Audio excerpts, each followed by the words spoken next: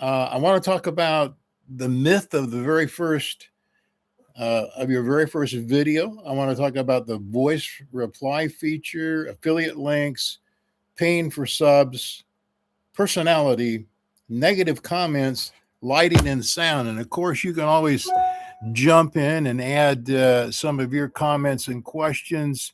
And the way you do that is start off with a cue. Jim over 30. Hey, buddy. Mo Teat. How you doing?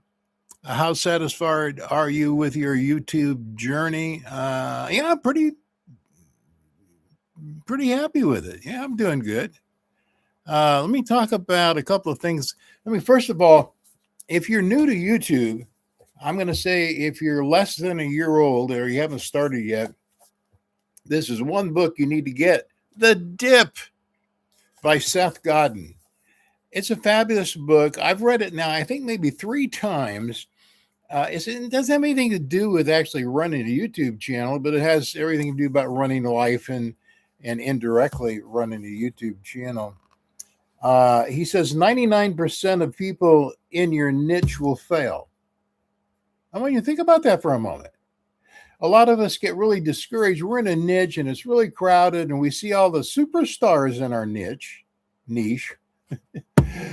But we forget that 99% of the people in your niche will fail. That means if you're thinking of competition, you're only competing with the 1% of the other people in your niche, even the ones that maybe have a whole lot of subscribers. You can take advantage of that just knowing that. That's from the book, The Dip. A couple of other things he said. He has this idea. He does a great explanation of strategy and tactics. He said the problem isn't necessarily strategy; it's tactics. Tactics are the steps that implement the strategy, and that's where we get into problems. And people want to give up. Persistent people are able to visualize the end of light at the end of the tunnel. Visualize light at the end of the tunnel when others can't see it. At the same time, the smartest people are realistic about not imagining light where there isn't any. Man, I love that. I love that. Anyway, this is a book I always like to recommend.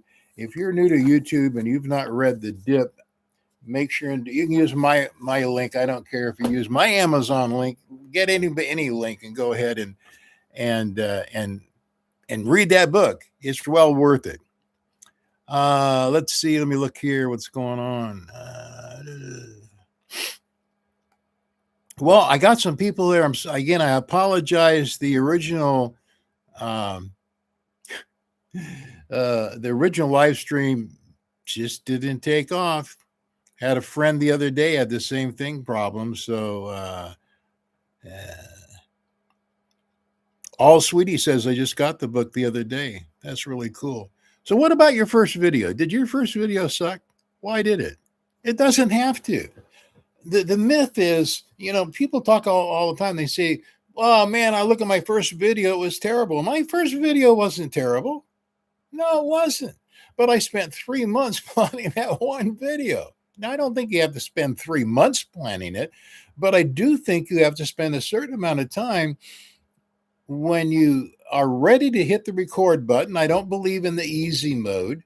I think it's really important that you're going to grow from that very first video. Now, if I look at that first video, man, it wasn't perfect, had some issues with it, but I'm happy with it. It was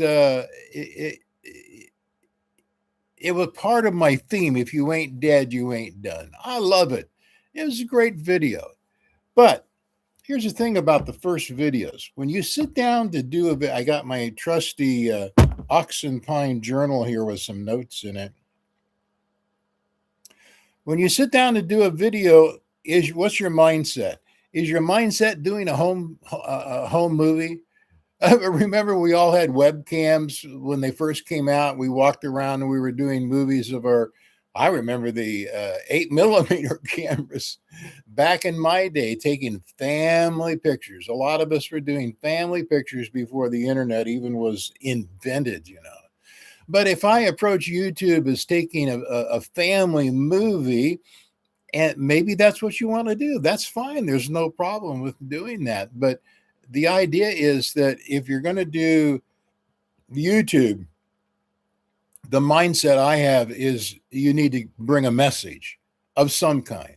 You need to be able to share with the people in a way that they get value or benefit from it. Now, you can get value and benefit if you're just sharing with people, videoing you going to Costco and the things you shop. There's some really great channels that's all they do, but they tell a story. They those videos are popular because they have value in the content. So if you're taking a vacation, well, you can bring value in that. But if you're sitting in the car and rambling on and nobody cares about what you're rambling on about, then you need to think a little bit ahead of time of some structure. Put yourself on the other side of the camera. That's what I always do when I sit down to do a video. I'm thinking, what is the other person on the other side of this going to think when they listen to me? Are they going to are they going to sit after 10, 15 seconds? That's a waste of time. Maybe after 2 minutes, it's a waste of time. I try not to waste people's time. I think that's really important. Uh, so it affects your watch time, how long people watch you. But I don't want to waste people's time. So here's one of the things that I like to do before I do a video. Who am I talking to, and what do I want them to walk away with? Every video, I ask myself that question. Who is this video for? Not every video is for the same person. I've got several different things on my channel that I talk about. And I'm not here to impress people, build subscribers, have a great channel. Rather than impress people, I want to connect with people. I think that's one of the things that brings me the most joy in my YouTube experience, is that I've been able to connect with so many great people.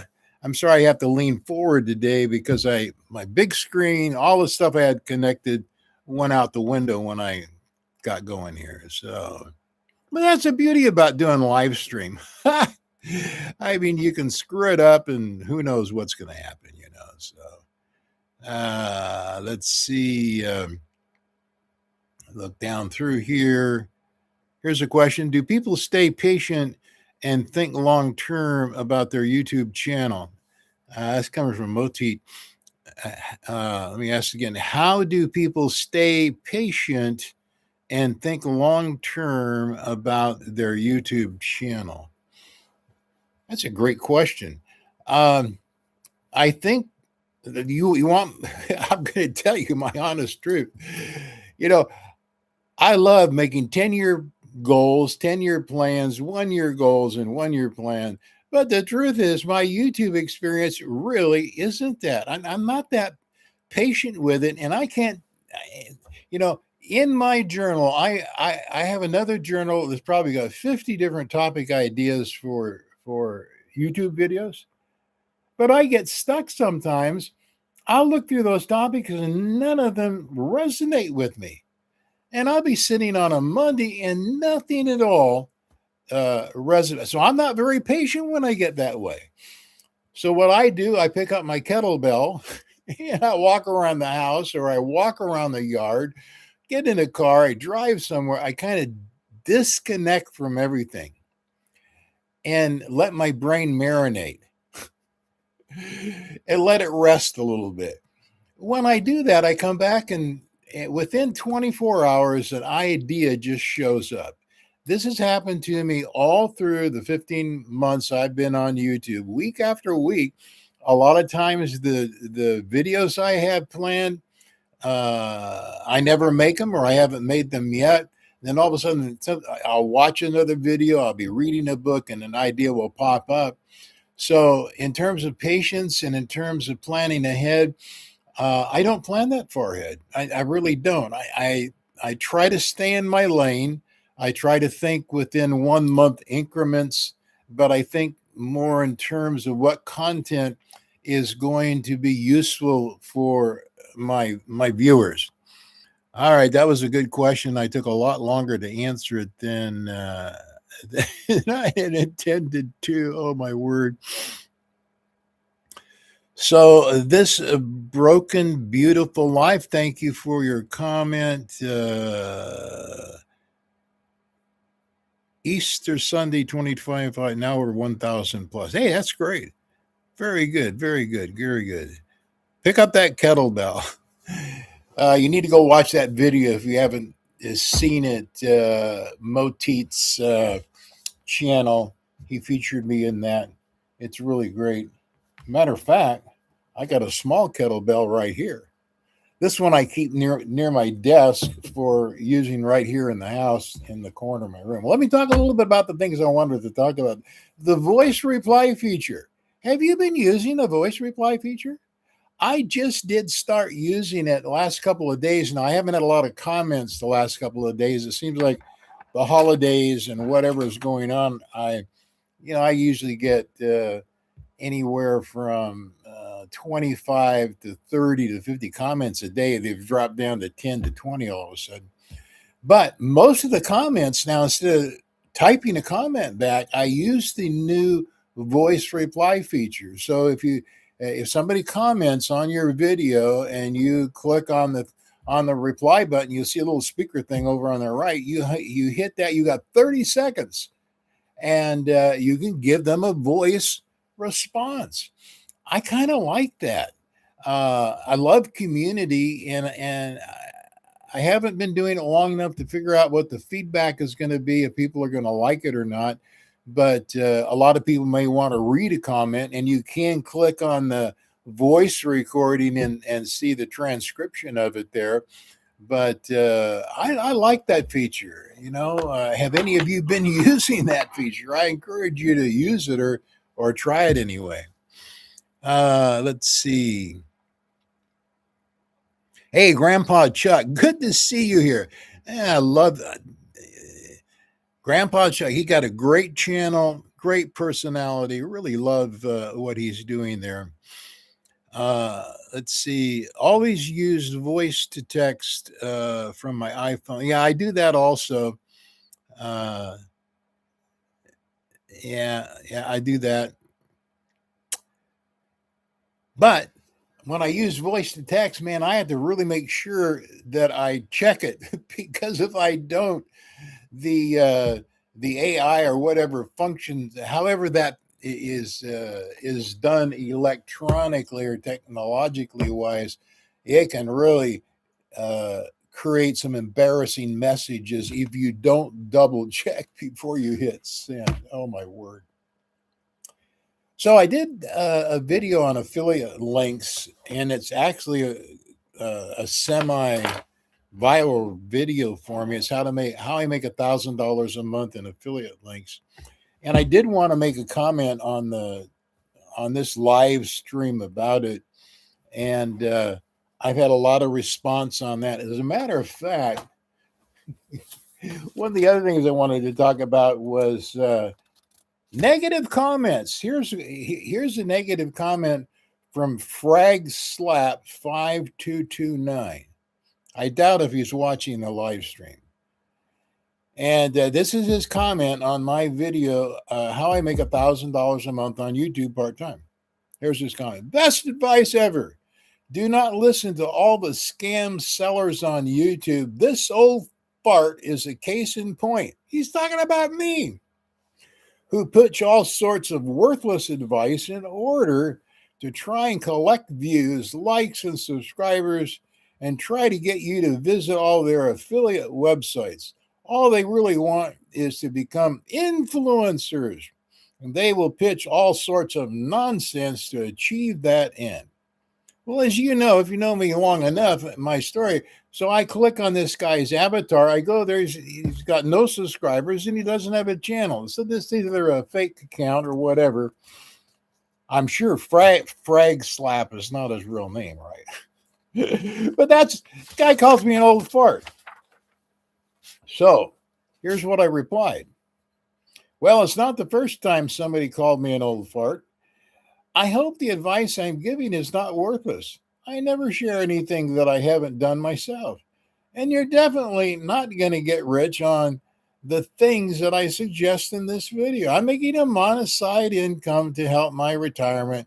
And that's all I ever wanted. Have a great day. So, people ask a lot, how do you handle negative comments? I don't get very many of them. I get a few of them, but I engage with all of them unless they're nasty or using just it's obvious uh, that their intent is to cause trouble or they're a scammer or something. Otherwise, I do reply to them. Well, back on the affiliates from the Buy Me a Coffee is a great affiliate. You don't have to have any members. I mean, you could have 0 subscribers, but if you get that up there, people may be inclined to use the Buy Me a Coffee. I've had that link for quite a while, and I don't make a lot of money from it, but it's easy. It's an easy platform, and I encourage you. Now, the Amazon affiliate, that's a whole nother deal. I recommend that you don't start an Amazon affiliate until you've got between, maybe 500 or 1,000 subscribers, somewhere in there.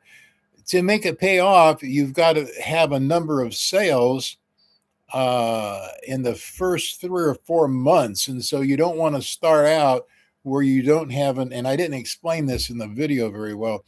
So if you've got enough subscriber base that you feel that they're going to click on some of your links, and it's not very hard to do. You mention a book, you mention a piece of hardware or whatever related to your channel, encourage them to go check it out in your description.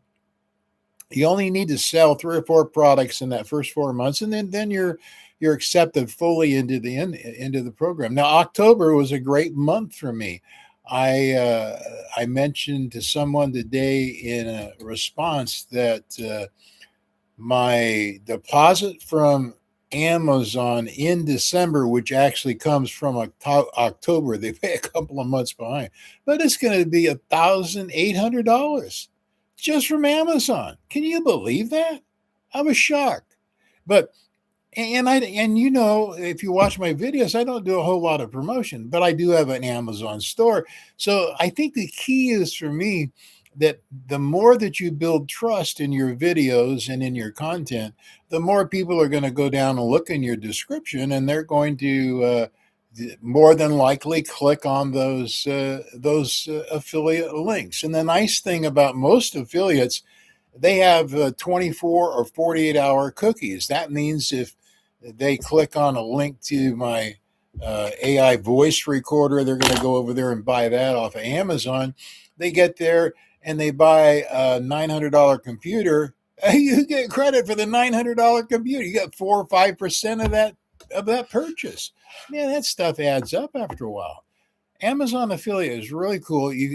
There's a lot of videos on YouTube that you can look at that will help you get set up with that.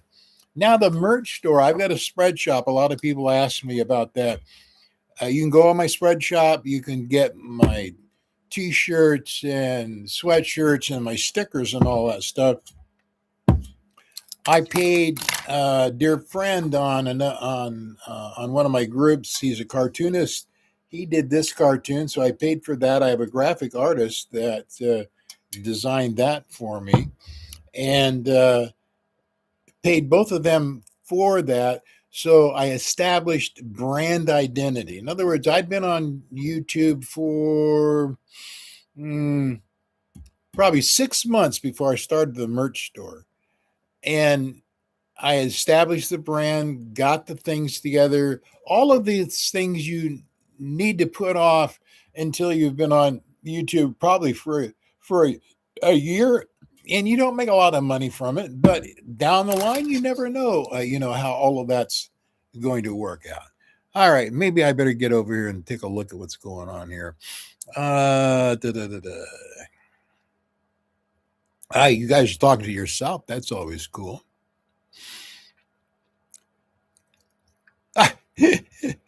uh, well, we got a lot of nice people in here, I'll tell you.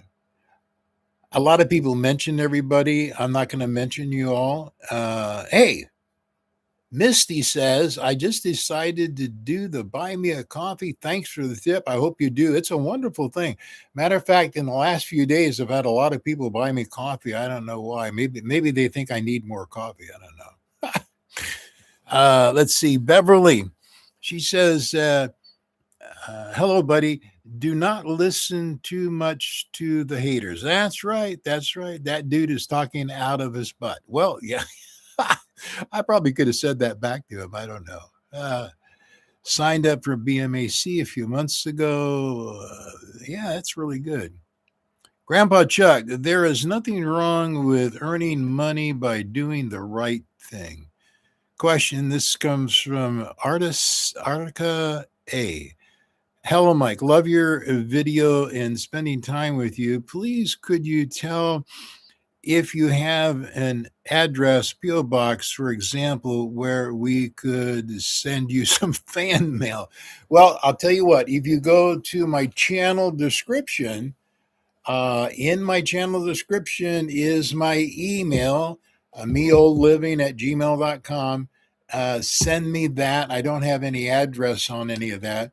But if you will go to my channel description, look up my email, send me an email, I'll send you an address if you want to mail me something. That would be fine. Okay.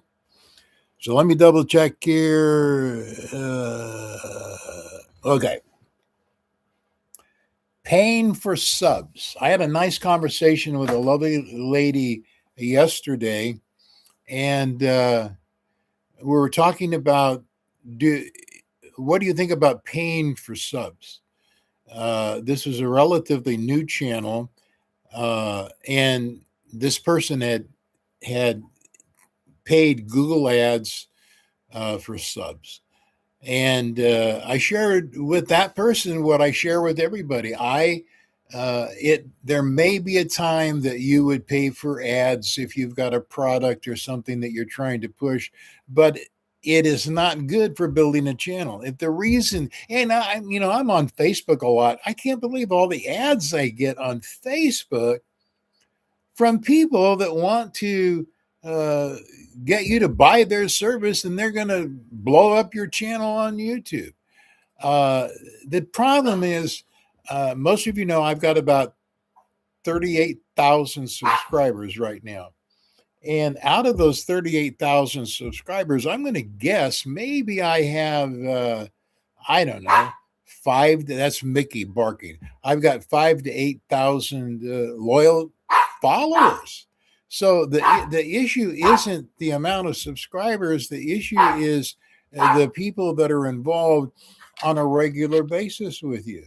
And the whole problem with purchasing subscribers are that they very seldom convert into loyal fans or loyal users.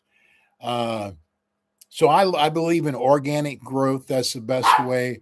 I've never paid for a course. I've never paid for a service to build up my channel. All the growth that I've had has been organic. Now, I've had the advantage of having a couple of videos that had a lot of exposure, a lot of views, and obviously that helps. So it's not your lunchtime. Be quiet. This is a great thing about live streaming. You never know what's going to happen. What about personality? So I got this really great comment the other day. This is from Righteous Living, and they say, I can't see from the picture, I saw you a while back ago and amazed how quickly you built your channel. You clearly have the right personality for it. I do wonder, though, with all the tips, tricks, isn't it mainly the personality that drives a channel rather than all the tips and tricks, as useful as they are? What advice can you give to people who aren't as charismatic as you are who are introverts, shy, and often experience rejection in their life? Well, let's see. What did I write back to him? I said, it's a great question, and I get it asked often. I probably should do a video on it. Yeah, I'm going to do that on the video. I go on to say, I was an introvert in high school. I got kicked out of high school in my junior year. So I went from there being kind of a rabble rouser, introvert. I got kicked out of high school in my junior year. So I go to the next high school. I got there late after it had already started at the beginning of the year. And the only two classes that were available, electives, the only two elective classes I could get into were public speaking and choir. I would not have picked those two things in a billion years. I mean, in a million years, I wouldn't have picked those two classes. Public speaking, I hated to stand up and speak in front of anybody, and I had no musical inclination hardly at all. Would you believe, because of the choir, I picked up the guitar. Some of you heard my guitar story.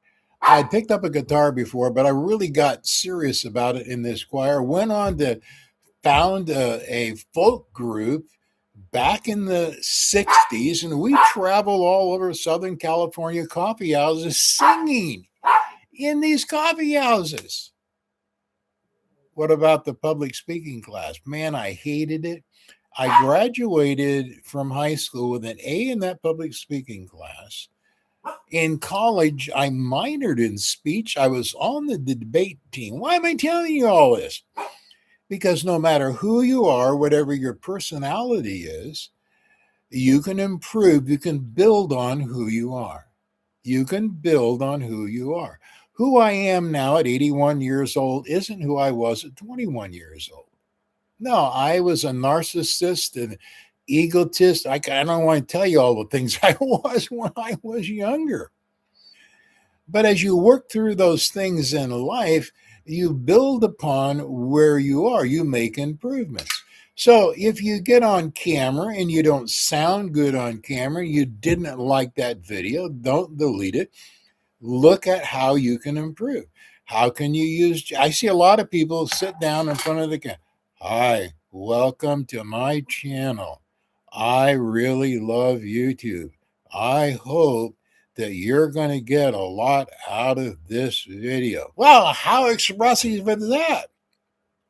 That person, that may be the way that they normally talk, but I doubt it. They're probably terrified from being in front of the camera. There's a lot of things we can do to that. And I just pretend my best friend's sitting across from the camera, and that's who I'm talking to. That's one of the things that Godwin in his book talks about, the dip, is that you want to be the best in the world. But he defines the world not as the universe, but he defines it as your world. Well, if my world's one person, if my world is my wife and my kids, I got 3 people in my world, I want to be the best to them that I can be. But back to the original question, yeah, personality, some people may be more cut out for this than others, but I believe that with some work, with some dedication, with some intention, anybody can sit down and do a YouTube channel and do it well. Absolutely. So no matter what your personality is, no matter if you're charismatic or not charismatic, start with where you are, improve every video, be a little more expressive, use some gestures, do some things that create curiosity. The other thing is, and I'm going to do a video on this, I think, but I spent some time. I do most of my shooting in my living room, once in a while outside. I can't tell you how many, I click on everybody's avatar that leaves a message in my videos. I go look at their channel. I look at their channel description. I look at least one video, look at the thumbnail, look at the titles. Channel descriptions are horrible most of the time. A lot of people are they're shooting in their bedroom. Their bed's a big mess. The lighting is all crazy. and there's no sound. You can't expect that video to do any good on. I mean, if you paid $15 to go watch a movie at a theater and it was so dark and the sound was so bad, you'd probably get up and demand your money back. So a little bit of thought in creating the ambiance of what you want to do, establishing maybe your brand. For me, it's my flat caps and my poncho shirts and uh, all of those things are incremental, small things that you can do. My friend Motif, who was in the chat, uh, uh, he shoots everything sitting on the floor in his I don't know, living room, bedroom, wherever. But it's sort of his brand. He's doing a kettlebell channel, but he's established a comfort zone, a place where he is set up. Simply Debbie Sue, same thing. So many of the creators that I love and I follow, they have a certain format that you're used to, but they improve as they go along. That's all I wanted to say about that. Okay, let me see what's going on over here. I'm sorry, I don't want to get so close. Like I said, I don't have my big screen today. Oh, my word. Start with where you are. Yeah, let's see.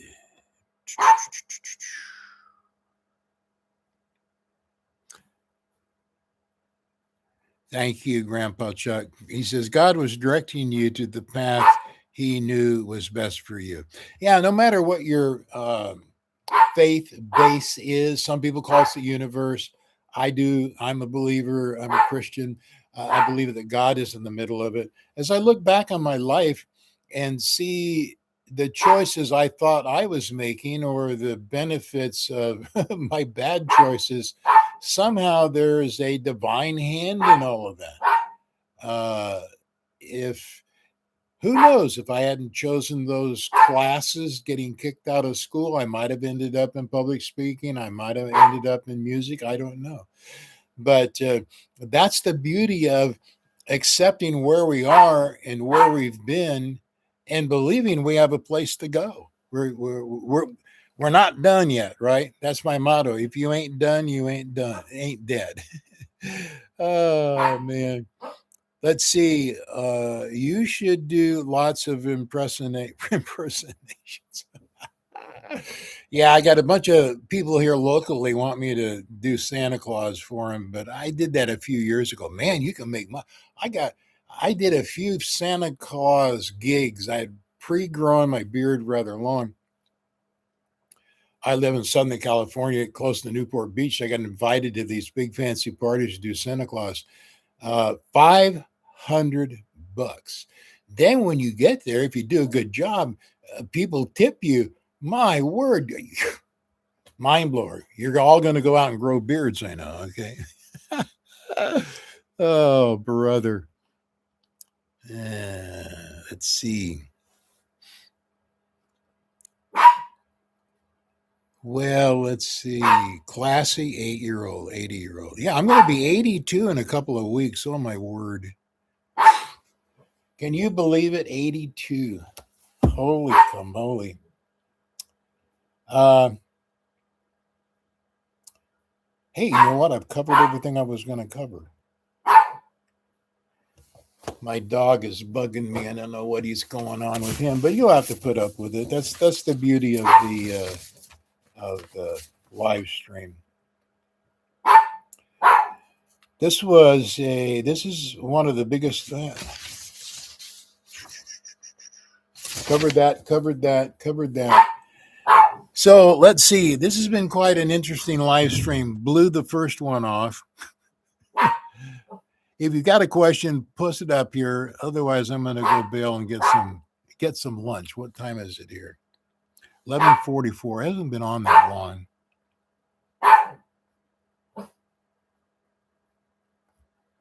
I do like live streams. I didn't do one last month. I got sort of burned out doing things. Collaborations, that's another thing, a video I'm going to do in the future. Motit from Jim over 30, who was in the chat or maybe is still there. We did a collaboration together. I gave him a shout out on how to make $1,000 a month because he has a product, and I used him as an illustration. Well, that video's got, I don't know, 80,000 views.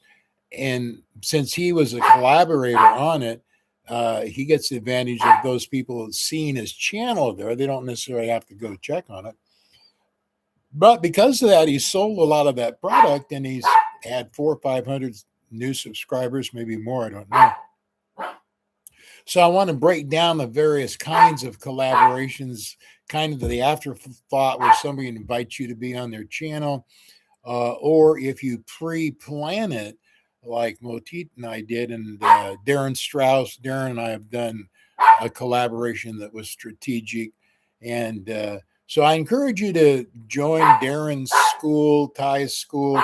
I've got some of these links down in the video description. Question, Mike, what advice would you give someone who does not have a network to subscribe to their channel and is trying to grow the channel organically? Yeah,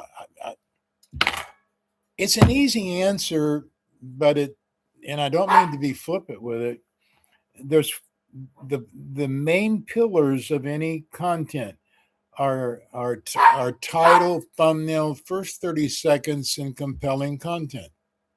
That's it. And I think if you give it 6 months, the algorithm will find enough people to build traction for you. Yeah, you may not end up with 1 million subs and a million watch time hours, in your first year, but you can build a healthy, good channel with community. Title is important. Thumbnail is important. All of these things you can, check Ty Myers' playlist on. I've got links to all this stuff. The first 30 seconds. I think that's probably the hardest thing. I'm going to say 70% of the channels I look at, hi, this is Bill, this is Mike. Welcome to my channel. Oh boy. Well, who cares? Better to start with, you know what? I lost my job last week, and it's been a struggle. Here's what I've learned over the last 3 weeks. See, that kind of an opening presents curiosity, makes a promise. You never start. YouTube isn't like the old networking meetings where we go in and we shake a bunch of hands and pass out business cards. That's not the way it works. So I believe that you can start from zero and you can build organically if you build on those 4 pillars: title, thumbnail, first 30 seconds, compelling content. I know it sounds simple. Finding some structure, being a fairly decent storyteller. Go look at Darren Strauss's channel on storytelling. There's a difference between episodic storytelling and serial storytelling. YouTube is not a place to do serial storytelling. In other words, if you needed one video to follow another video, they will work, but YouTube is more episodic, meaning the video can stand alone by itself. So starting from scratch, you share your story. You don't go overboard with sharing your story, but you share solutions. People are looking for solutions. People are looking for how you survived, how you did it. That's why I think my viral video, my only real viral video, was my 4th video that I posted. Only my 4th video. It's got over 400,000 views. Not 1 million, but pretty good, right? It propelled my channel. Why did that video work? Because it said how I started YouTube at 80 years old. That resonated with people, and in that video, I actually told them how I did it. It's still getting anywhere from 5 to 10 views an hour now. And it's been on YouTube for over a year. So if I could encourage people with anything, it's not trying to figure out the hacks and this YouTube studio. You got to do this feature, and you've got to put in timestamps and all the other kinds of things. And there's a lot of exceptions to the rule, right? Lois Baird writes an exception to the rule. She's 92, I think, and she just gets on and jibber jabbers, but she's delightful. She's got an infectious personality, so she gets away with that. But for the rest of us that aren't a Lois Baird, we have to go with the original content that we have and package it in a way that creates curiosity and answers questions for people. My word, I went on and on with that answer. Holy moly.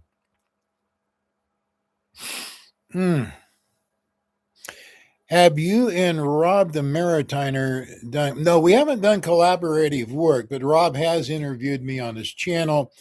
I'll get into more of this when I talk about collaborations. The person who has the most subscribers and invites somebody who doesn't have a lot of subscribers, the person who has less subscribers has more of an initial benefit. But that's not the purpose why you do a collaboration. You do a collaboration for the benefit of your viewers. I did the kettlebell collaboration because Moti had got me into kettlebells. And I was having trouble with my balance going back a few months ago. And so I started walking around with the kettlebells, and it improved my balance. So out of my 38,000 subscribers, a lot of them are in the fourth generation of their life, like me, and have balance issues. So it was a natural. It was a natural for my audience to hear what I had done, but I didn't talk about what I had done. Moteet talked about what I had done. That's the collaboration. That's the key. Now, I'd given him a shout out in a couple of my videos, but I hadn't really shared my story. But since he and I talk a lot, he knew my story. And he shared my story. I gave him a video of me walking out here in front of my house with my kettlebell, and he used that in a video. That's the collaboration. So his channel, which I think has got 2,500 subscribers, I think he's going to have 10,000 subscribers before you know it. But so his viewers saw it, but his viewers are not in my age range. But they benefited, I'm sure, from being able to see somebody that's older. And a lot of my subscribers have subscribed to his channel. That's the beauty of collaboration. So it's not about subscribers and numbers, but it's how you can help somebody on the other side of the camera. How can the collaboration help my viewers? I've collaborated with Ty Myers. I've collaborated with Darren Strauss. Both those collaborations have served the purpose of my audience getting a deeper dive into their content, and that's the power of the collaboration. Okay. Thank you so much for the tip on the first 30 seconds. I tell you, if I could correct one thing, like I said, I look at 50 to 100 channels a week. If I could correct one thing, it would be the first 30 seconds. It's a sign of a rookie, but that's okay. When you start off, you're a rookie. But if you've been on YouTube for 4 or 5 months and you're still starting, hi, it's Charlie. Welcome to my channel. You're losing. It's not that you're losing subscribers. You're losing people who need you. You're pushing them away. We live in an instant society. I stand in front of the microwave and say, hurry up. So if you can't capture people in the first 10 to 30 seconds with something that is somehow compelling, you're going to lose them. And they will lose the content and the passion of your story, of what could benefit them. And it wasn't their fault, it was your fault because you turned them off with a uninteresting opening. Doesn't mean you're uninteresting. Doesn't mean you don't introduce yourself, but you don't lead with that. You lead with something that's powerful. Okay? Whew. Can you show your pooch? Oh, man. I'd have to get up and leave the camera. I don't want to do that. I got him behind a gate in the other room. So next time I'll do that. He's a little Maltese. I got him in one of my videos on what does your dog feel when you die? Go look at that video. He's in that video. Make sure to put your vlog playlist. That's a good point. Put everything in playlists. I put everything in podcasts because podcasts gives you the advantage that you're on YouTube a little bit wider, So letting life take your channel where it's going to go. Yeah, that's good too. Merry happy holidays. Hey, thank you. Well, I ramble a lot. The problem with YouTube, they'll automatically upload this video and I can't edit it because I'm in YouTube Studio. I'm not using third-party software. That's why you don't see me like Rob the Maritimer or Ty or other people that are putting your comments on the screen. Man, I'm old school, and I haven't been able to get those third-party software things to work. But I love doing live streams, so I'll do them anyway, But I can't edit the beginning out probably for I don't know 24 to 40 hours. YouTube is real slow right now. I don't know what they're doing. Gemini took over the algorithm. I was going to talk about the algorithm. What time is it? Okay, I'll talk a few more minutes about the algorithm. Then I got to go.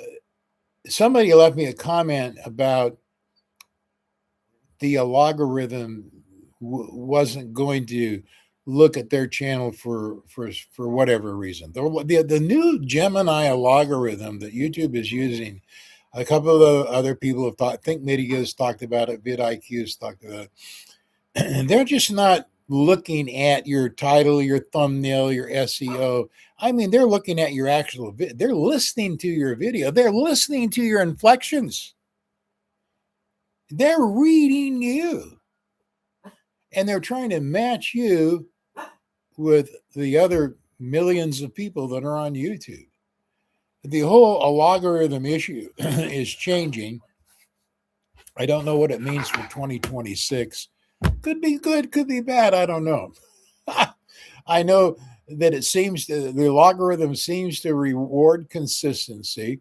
It seems to reward those who to show up, are authentic, and have built trust with an audience. So you have the advantage of a preloaded audience who's going to watch your content for a certain amount of time. The algorithm will take that into consideration, but they're also looking at you and seeing what you're doing.